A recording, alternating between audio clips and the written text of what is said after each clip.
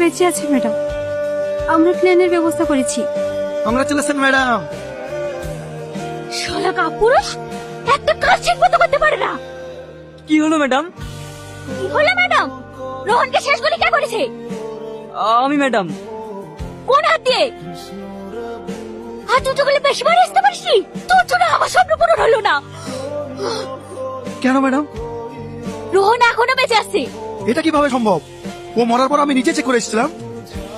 জানি না কিভাবে সম্ভব, তবে রোহন যদি জানতে পারে এর পিছনে আমরা আছি, তাহলে ও আমাদেরকে কেটে রাস্তার কুকুর দিয়ে খাওয়াবে।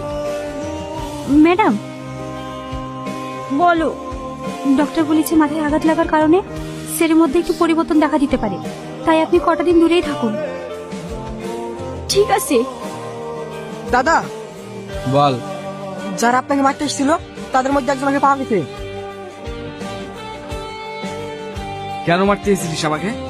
কে পাঠিয়েছিল তোদেরকে? এই ভয়টা সেদিন লাগেনি যেদিন তুই দাদাকে মারতে এসেছিলি। বল তোকে কে পাঠিয়েছিল? জানোয়ার, তোরা আমার স্বামীকে মারার চেষ্টা করেছিস।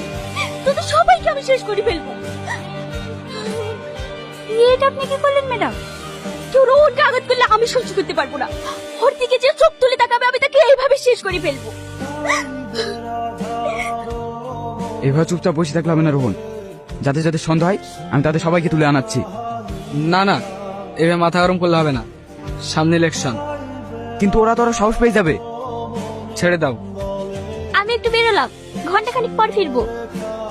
কোথায় যাচ্ছ? তোমার জন্য কিছু না হয় তাই বাচ্চাদের খাওয়ানোর জন্য মানত করেছিলাম। এখন অনাথ আশ্রমে যাচ্ছি। ও, ওই সূর্য, তোর ভাবেকে নিয়ে যা। না না, কাউকে যেতে হবে না, আমি একাই চলে যাবো। গাড়ি আমি চালিয়ে যাচ্ছি ভাবে। না থাক, আমি ড্রাইভ করতে পারবো। এবারে এক একজন মিস না হয়, যেভাবে হোক রোহনকে শেষ করতে হবে। এমএলএ হওয়ার পরে তুমি কথা রাখবে তো? হ্যাঁ রাখবো। এমএলএ হওয়ার পর অর্ধেক রাজ্য তো তোমার, অর্ধেক আমার। ঠিক আছে। Deal final. কবে মারতে হবে রোহনকে? 4 সেপ্টেম্বর আমার জন্মদিন।